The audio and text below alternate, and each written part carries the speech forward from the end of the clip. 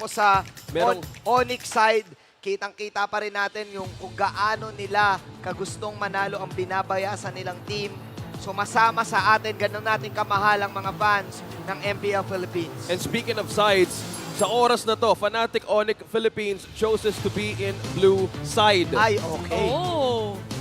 Actually, ngayong araw, sobrang taas ng chance pagka blue side yung isang team. Kahit kanina, Mananalo. di ba? Magic is my life. Ayan, Magic is my life ay naban. One of the most highly contested heroes as well. And kahit di din siya mag-exist, okay lang. Pero respeto lahat. Nakikita ng dalawang kupunan na to. Respect on the Arlot. Pero this is the Angela. Tama ba? It is. Angela The nga. Angela on the prio pick this time for the blue side. Siguro para dito sa kila Coach Wina at saka kila Coach ito Max, parang wag na muna natin i-reveal yung mga ibang heroes. Basta ang alam natin, kailangan natin na sustain. Oo. Kasi kanina ganun din ba yung nangyari nung kalaban din ng Blacklist yung Minana Evos. See Nung value dumating in sa me? dulo, hindi na mapigilan You should. yung sustain ng hero composition. I am the Speaking of priestess hero of Ayan na. composition, lightning. in most of the The games that we hunter of see, all the evil nakukuha gods. talaga na Sensui yung Fredrin na to. Oh, At quick. yung Edith for Edward, sobrang magagandang place na nagagawa, especially on the front line. It's about the dynamics na pinapagana nila dito. Without the presence of the Matilda and also the Benedetta, free roam ang pwede lang gawin on the front line. Oo. Pero ito yung pwedeng paraan na gawin ng Fnatic Onyx Philippines na pwedeng i-counter against. Ano nga ba? Yeah, quick picks para dito sa Fnatic Onyx.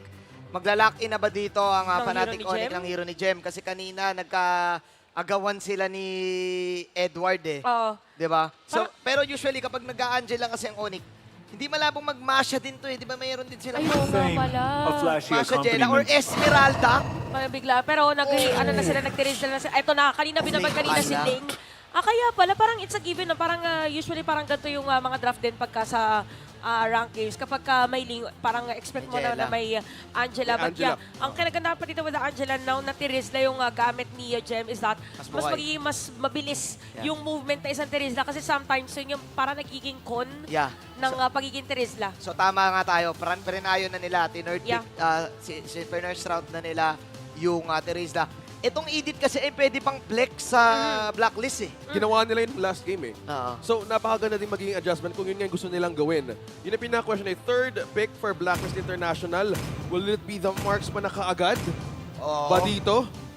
High chance. Pwede na, ay parang medyo mahirap mag-cloud yata dito. Pero Hope magandang... will find a way. Hero Even muna when all ni is Yue. forlorn. So, Vexana na muna ulit. So, aabangan niya lang din dito if ever na tapos na mag-Tempest of Blades. Or kaya yung mga magiging It is backup in nung despair Ling pagka that I pumasok see na the sa fondest team hopes. fight. Nathan has been banned dito for Blacklist International. Pwede na ditong mag-specify ng mga bans na ayaw lang nila magamit ni Ohem. Nirespeto na din yung Nathan eh. Ito yung maganda dito. Ubusan, kung Ubusan kanina, marksman. Kung kanina Edward Jem ang ubusan, ngayon marksman ubusan. Ay. Ay, pero may respect pa rin sila dun sa XP. Oo. Si Coach Wynat, respeto pa rin yung CC. O ayaw mo naman na may CC talaga kapag may, ayaw mo na may CC pag link ka. Oo, tsaka parang... Even against Terizla. At saka inaano din nila dito na at least in terms of laning, lalamang si Jem. If ever na unfamiliar hero yung gagamitin dito ni Edward. Pero ang dami pa kasi XP lane na pwedeng gamitin dito ni Edward. Again, meron pang Pakito, kahit nawala dito si Arlotta and Lapo. even na Benedetta, may Lapo din na pangsabay, parang same concept na merong talon, crowd control. Iniisip ko kung ano mga pwedeng marksman dito kasi you have very tanky Terizla for the side of Coach Wynat. So do you go for the shred? Do you go for the Brody or the carry this time if you are Blacklist International? Ako mag-agree ako sa Brody. Ako, I believe that it's the only marksman na pwede tumapat sa kahit anong assassin early game. Dahil sa Sa league, second no? skill, Sa pwedeng league. pwede. Oo. Parang meron siyang pangtakas. Actually, pwede niya pang-bait. Brody or Brody or Clot para dito sa side ng Blacklist. Para Ulit at lang, no? least, regardless, parang pwede niya rin gamitin yung BMI niya. Out. If ever. Kasi parang purify lang naman yung pinakakailangan niya. Tapos BMI, kaya niya na yung sarili niya. So if you are Onyx, alam mong wala masyadong instant catch ang Blacklist International. So ang ganda ng buhay ni Who King Kong said there dito. are no Seeing the shortcuts first in three life? picks. I Ang literally ganda din ng invented chip one. ban. I like it. For the side of Onyx. Not unless magkatsa ulit dito yung Blacklist International. Tapos gawin nila ulit na Edward Edith. Oo nga, no? May Kaja pa. Dalawang crowd It control isn't my bunot money. ng Divine Judgment. That's Maru. Oo, kasi ginamit din nila yung kanina first series di ba? So it's a Claude rather than a Brody. I am Gana din naman. vengeance And it incarnate. is a Moskov that I've heard for Ooh. Kelra. Okay. Ang daming ano dito, ang daming global presence ni na Coach. Why not?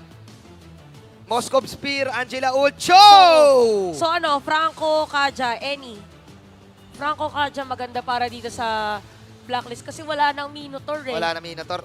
Ano ako dito? Kaja ako dito. Kaja, very high possible pick dito din. Kasi kung Franco, magiging single target din sila, dahil nga sa pwedeng AoE damage na pwedeng simulan ng Terizla. Or Tigreal. Uso pa ba yun? Ruby? At Uso pa ba yun? gumagamit talaga si Haji ng Pwede Tigreal. actually pwede yung Ruby kasi mabilis yung crowd control, mabilis yung cooldown ng mga crowd control skills. Kahit yung second skill niya, merong crowd control Or Grak. Grak kaya? Para sa Cho. Para kontrahan sila, Oo, no? kontrahan. Parang siya yung pwede A kainin punch yung for sarili a niya. punch. Ay, hindi. It's a Pakito. Pakits pa rin ni Eduardo Oo. Balboa. O hanggang dulo, di ba? Flex pa rin dito Flex yung pa side rin. ng Blacklist International. Same team from game number 2, the adjustment. Dahil nga dalawa ang pwede gumamit ng player na to with this pick, the Edith and the Pakito. So completely, this was an adjustment pa rin. Pero mas better ang magiging sagot nila dito kasi we're hoping for either for a Franco or even a Grok. Pero sabi kasi ng Blacklist, mawalan tayo ng isang assassin type na galawan Kumbaga, mas gugustuhin nila na makagalaw si Edward ng mga pangmalupitan. Then again, you need to respect I think you need to respect Gems Terizla. Talaga. Especially ng game number 1, kitang-kita mo yung kanyang mga malulupit na huli. So if you are Blacklist, you need that purify. At lalong-lalo na may Angela na kasama to. Angela Cho, Angela Ling, Angela Moskov, lahat yan pwedeng saniban ni Super Prince. Dito natin makikita kung paano ang pressure. Kung kanino mo napupunta yung mismong momentum. Dahil nga nagtayo nga tayo ng 1-1, it's game number 3. Eyes on the jungler ngayon ulit. And finally, we're seeing this link again for King Kong. So pwede maging option dito ng Blacklist International is pressure the purple. Oo. Yeah. Parang pwede na lang ikutan after that turtle. Or actually, pwede sila mauna. Kasi diba, sa mga turtle, most of the time, doon din sakto nagsaspawn yung purple buff. So pwedeng unahan, silipin muna nila doon sa purple buff or kaya abangan nila bago kuhanin agad. So more on pagbalik buhay dito para sa ibang mga players ng Fnatic Onyx with talent na pinili din nila on the emblem. So for Blacklist International dito, expect na si Edward ay hahabol agad doon sa mga pwedeng puntahan dito ng Fnatic Onyx. Malalim si Ascarela. Again, getting vision for Fnatic Onyx Philippines. And also eyes on the purple buff din na pwede mo kuha ni Fredrin. So, same thing. So, kailangan din nila bantayan kung ano yung movement din because yun yung pwedeng maging data na mas malakas na info for this link. Hindi mo dapat ma-disturb early game. Dahil as you said, madami pwede maging contention or even they can force this one out na pwedeng gamitin against King Kong. Alam mo parang since parehas na naka-Brave Smite dito si Jem tsaka si Super Friends, feeling ko silang dalawa yung Kokombo. magko-combo, hindi pa muna siya Angeling. Mamaya Dalawang pa. Brave Smite. Yeah. Imagine that on how the penalty zone will work. Oo, ano yan talagang gera ka. May passive pa yung yung Terizla. Yung body of So, Smith. Pag sumanib pa yung Jela, yun na yun. Tapos kung sino pang tatamaan para meron pang slow Oo, dun sa Kunachi. skills nung Angela. Kaya maingat din, parang pansin nyo, hindi masyadong agree din si Edward sa Pakito kasi hindi ganun kakunat din yung hero niya. Nambibait din siya Nambibait din siya na. Okay, baba natin yung Super Prince. 1-2 punch, 1-2. 4 punches. Ay! Okay, EG Boy. Grabe naman yun. Napakagandang lapag to hold as well. Pero si Aji nakita pala din ng isa. Babanatan si King Kong. Wala doon si King Kong. Ultimate. Tempest of Blaze Flicker in for Edward. Huhuliin. At ang ganda ng amba ng Blacklist dito. Laban na. Ito na yung sinasabi natin. Gem with the Angela, Super Prince and Gem.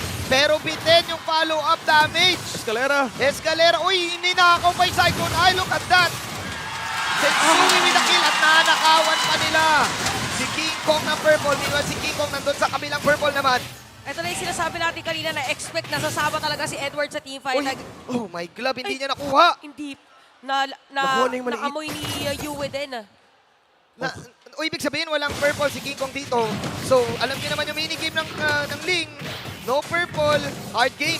At ang ganda din ang pwesto ni Yuen na nabigay kaagad ng vision sa Blacklist International and freely, an objective is now taken by Edward. Grabe din kanina yung pag-signal ng opportunity, flicker to flicker, yung gera on how they want to take advantage kung sino may maligaw and be and out of position sa Fnatic Onyx Philippines. Sigurado ko agad dahil yung damage ngayon ng code. Lumalabas din kasi. Oo. Oo nga pala, Edward Balboa. Balboa na to eh. Oh, Terry Bogard pa yung skin niya. Tsaka gamit na gamit kasi yung lethal ignition. Kaya din para sabihin na natin, pindot na pindot Oo. si Kuya Edward kanina. Parang ako kung papapiliin ako, pagkakalabanin ko si Edward, pipili na lang ako kung Paquito ba o Benedetta ang babanat sa akin. Pero parang masakit talaga yung Paquito eh. Parang, ewan ko ba, may iba siyang ganap dyan eh. And the mastery with Edward on this hero, talagang hindi pa rin talaga. Again, nawawala. It's still just the consistency of this player on how he wants to pull this Paquito off. Again, he's against Gem at kailangan maganda din pag-zone out. So ito slowly they want to play the pressure game against this Ling. And also, hindi din kailangan pabayaan yung gold lane. Yung Moskov din no? So ito yung kailangan nilang tingnan approaching mid-game. Yung kung nakaipon ka ng gamit doon at pabayaan nila, delikado din yun eh. Deliction. Ang investment dito ng Fnatic Onyx ay yung Angela scaling, I think, in the late game. Yung survivability nila kapag go-go. Oh, sakit pare! Edward, Oh, hindi na retry. Hindi din na retry. another purple na nakuha against King Kong. At dito na natin masasabing lamang na ng matindi ang Blacklist International sa 4 minutes 44 seconds. Dalawang purple na nanakaw nila kay King Kong. Tsaka 2.3k gold lead na siya. Tsaka yung magkakakuha kasi nila ng purple buff, hindi nagkakaroon ng trade dito si King Kong or anything. So, kung ikaw kung Okay. ikaw ay Fnatic Onyx, pwede ka mag-shift na. Pwedeng samahan muna dito ni King Kong si Kelra para makapag-push sa other lanes or actually kahit lane dito ni Gem at hindi mo na rin ipilit na magkaroon ng teamfight. Pero talagang play na play ngayon. Play na play, oo. Si Kuya Edward, sisilip na naman dapat sana. Okay may Tempest of Blades Retribution si King Kong ngayon Then King Kong, go for it. Hindi na pumayag. Si Shinzui, eto na yung mga setup. Pero may knock-up counter go. Tempest of Blades with the Angela. Medyo masakit si King Kong ngayon. Pero may taunters. Mga kill dito. This time ang Onyx. Mawala si Yue. Medyo makunat na ngayon si Jem. Pero binabanatan pa rin ni Haji. 1 for 1. Make that a 2 for 1. Nakakill pa pala si Edward. With a killing spree. May mga naligaw din doon mismo, trying to get vision against Blacklist International. But wow, this is just completely how they managed to take that away. Pero nakikita natin how the Angeling combo works. Oo. Na-save doon, muntik na rin makuha din doon yung Ling. Hinabol talaga ni Edward dito yung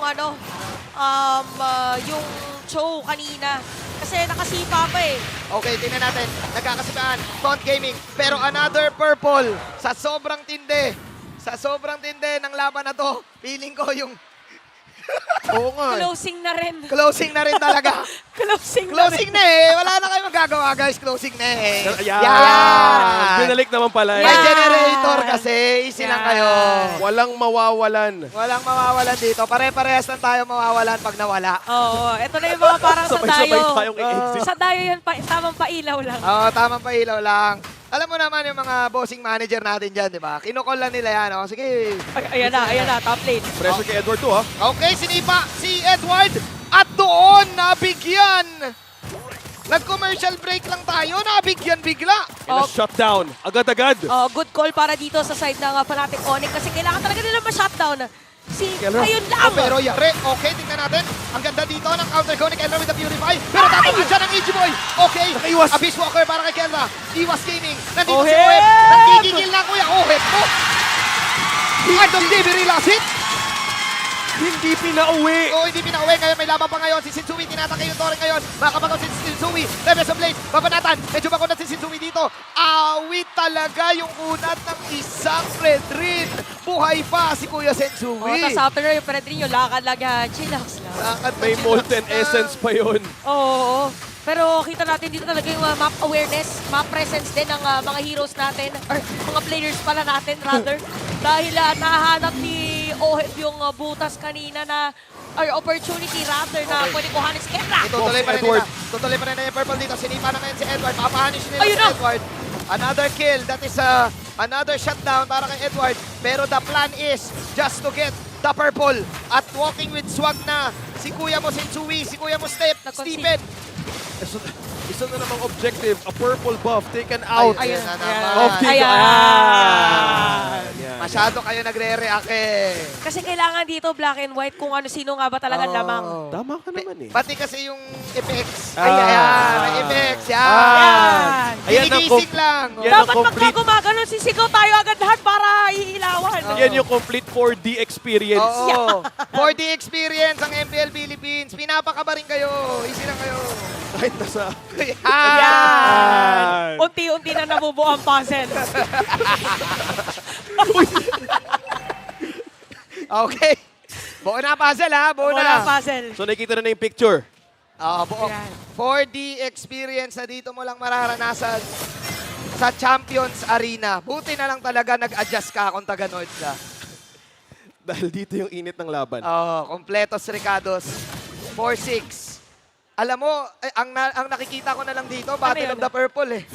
Oo, kasi pag nakakuha dito ng purple kasi diba si King Kong kanina pa nagsastruggle, pero nakakakuha sila ng kill. And nakakapalag actually, once na nabigyan ng opportunity, magiging madali para sa kanila. And the latter part of the game, scaling na kasi si Ling ngayon, not unlike before na pag nag-level 4, kill ka na ng kill. Hindi, more on criticals. Kaya ganun na rin ka-consistent dito. Yung blacklist na tatry ko halin ng bomb. Sakit, Ito ko si aray. Jem. Natutunaw si Jem dito sa damage ng Claude. Okay, Ay, nako, tingnan natin. Alright, may Earth Shatter, pero purple lang talaga. Kaabang sa Escalera. Nag-aamba, Escalera. May isa pang knock-up, Escalera. Okay, walang tatamaan. Minions lang. Purple talaga ang sakit ni Escalera. Kuwip. Aray! Aray, Kuwip. Oh! Aray! Oh! Ang sakit! Oh, heavy takedown. Naramdaman mo? Oh, Lumusot. 4D experience eh. 4D experience. DHS, Golden Staff. Lahat nandun. You can feel it na talaga. Oh my. Hindi ko mag-isa. Binabanatan din si King Kong. Okay. Iniisa-isa na ng agents. Ang Fnatic Onyx. At makukuha ngayon, slowly ng Blacklist International, a Lord against Fnatic Onyx Philippines. Na-experience na pwede kumonek, but that is complete Lord's lane na pwede mag-push ngayon ng gold. May Wind of Nature pa dito si Oheb. By the way, Oheb is still at 2-0-1. So, ready and prepared na if ever. Actually, maganda kasi dito yung pagpasok ng mga teammates niya. Kaya parang nalalaman niya kung nasaan yung mga pwede niyang pasukan dun sa kanyang Blazing Duet. So, ano pa lang dito, Berserker's Fury tsaka isang item para kay King Kong. Kaya medyo kulang pa. Kailangan pa ng isa. Endless battle yan. Kailangan ng oras ngayon. You said nga, scaling nga ngayon yung Ling. And we've mentioned about the Angela na pwedeng mas effective in the later stages of the game. So either way, meron pa rin chance ngayon ng Fnatic Onyx Philippines to turn this around. As you can see, kung coverage yung mga pinag-usapan kanina, merong Ling dito at meron ding Moscow. Pwede mag-split.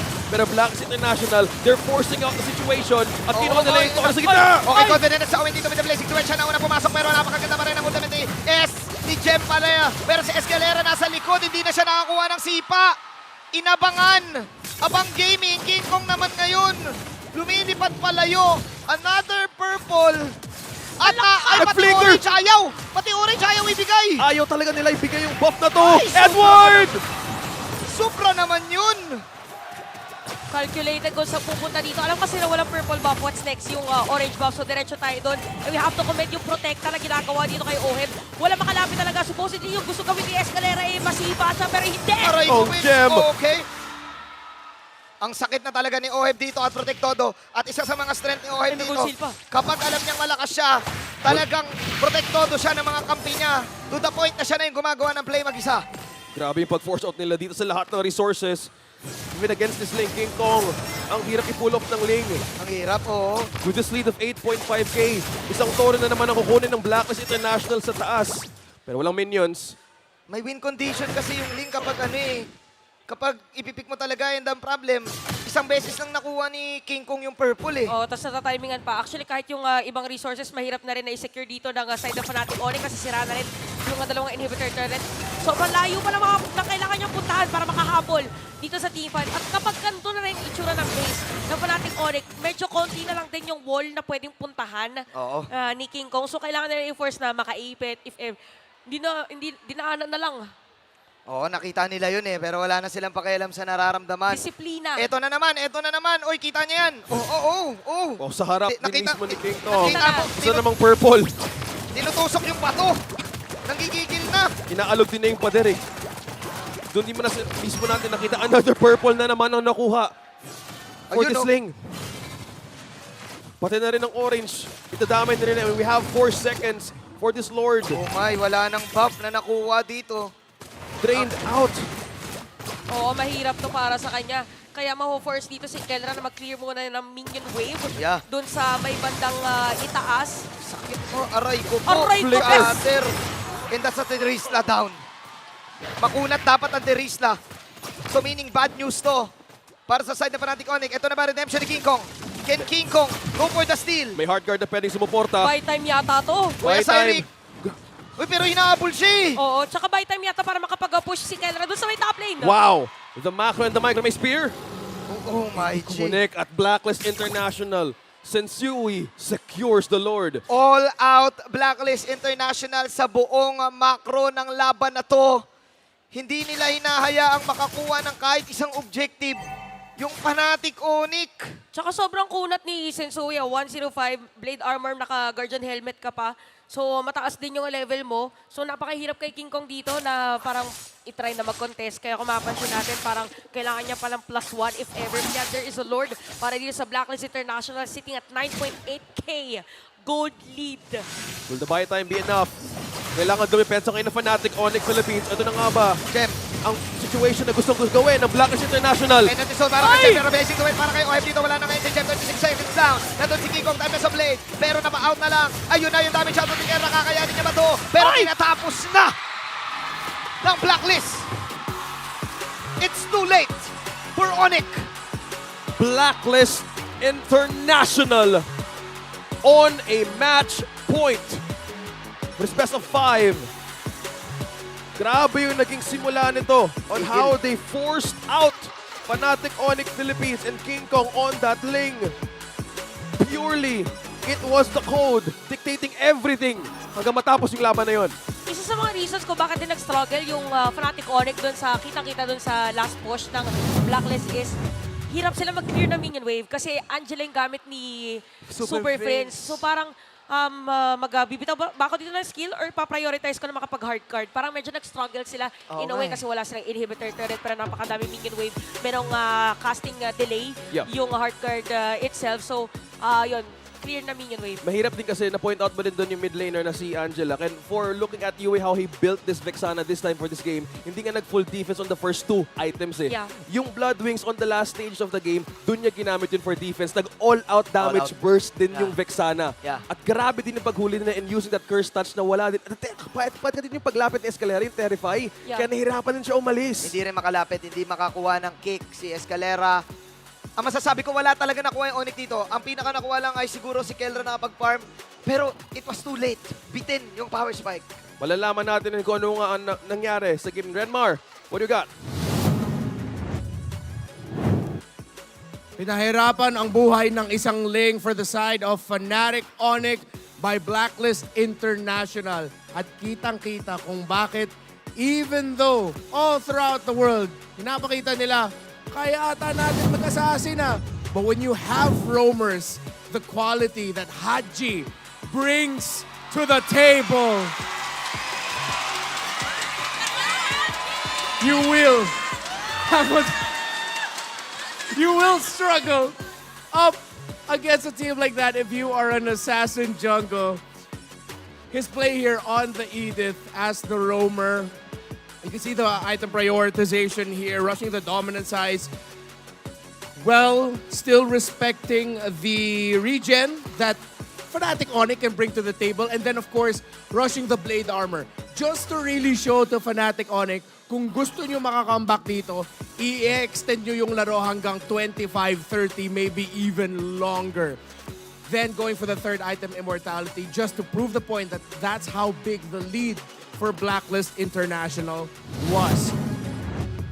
When you have an Edith with you, again, going back to our previous point nung game number 2, is you have a hero who likes longer engagements. If you can't take the Edith down fast enough, the longer the Edith is alive, the harder it is gonna be for you to win the team fight. Again, Fnatic Onyx giving the Fredrin and the Edith together.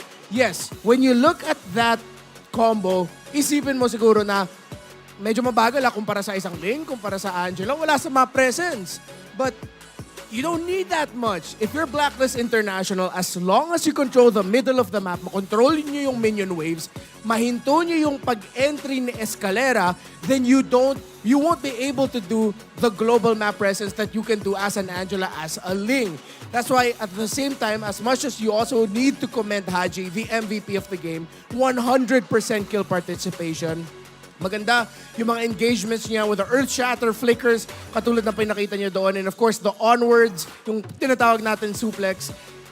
His pairing with Yue as the Vexana yet again really stops Fnatic Onyx from getting the engagements at saka yung mga umpisa sa mga laban na gusto nila. Every time you'd see Escalera would want to get a pick-off, would want to get a knock-up.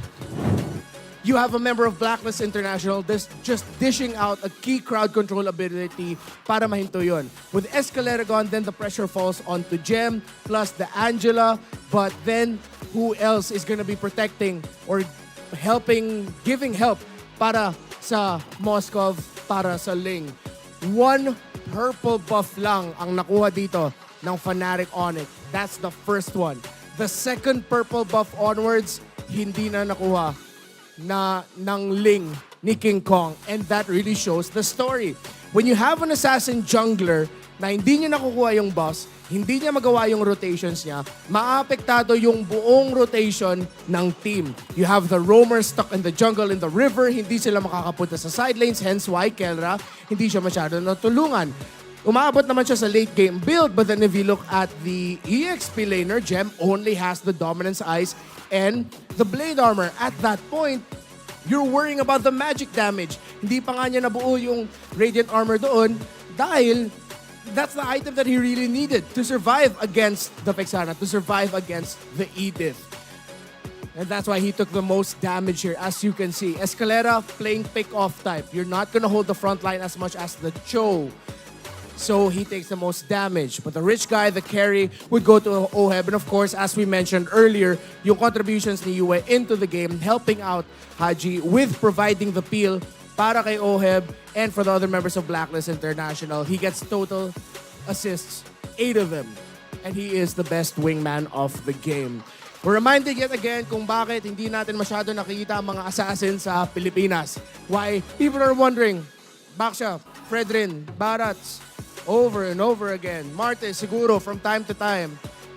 But then, we got to show it here. Why? When you have yung tinatawag natin core jungler, an assassin jungler, a jungler na gusto maka-snowball, gusto makakuha ng items, ang hirap makakontrol ng mapa kung yung kalaban mo ay magaling mag-invade, has strong bursts, and good scaling as well. If you look at there, Vexana, Fredrin, and the Paquito. You can take the Edith out of the question. Those 3 heroes, you can imagine it as, grabe, mapapahirapan nila yung buhay ng isang Ling. The Fredrin can invade, frontline, get vision, the burst of the Vexana, and the crowd control as well. And of course, the rotational speed ng isang Paquito. Makaka-clear ng minion waves, tapos makaka-ikot and join the invade. King Kong was just pressured here. Fnatic Onyx was just pressured by Blacklist International. And now, we reached this point. 1 game win away, and Blacklist International officially survives the play-ins round, and they will have eliminated Onyx, Fnatic Onyx, and Minana Evos. But it's not done just yet. Fnatic Onyx have been hungry to make it past the first round. These players in this organization have been hungry to make it past the first round of the playoffs, or their first round of the playoffs. It's been a curse for a lot of them. We saw in game number 1 just how hell-bent Fnatic Onyx are in making sure that they make it past this round. And if they have any aces up their sleeves, if they have any more unique strategies, the strategies that Fnatic Onyx have been popular for, it's time to bring it out. Will Fnatic Onyx force game number 5, or will Blacklist International send them home? Casters, paso. Maraming salamat, Renmar Santa Cruz, for that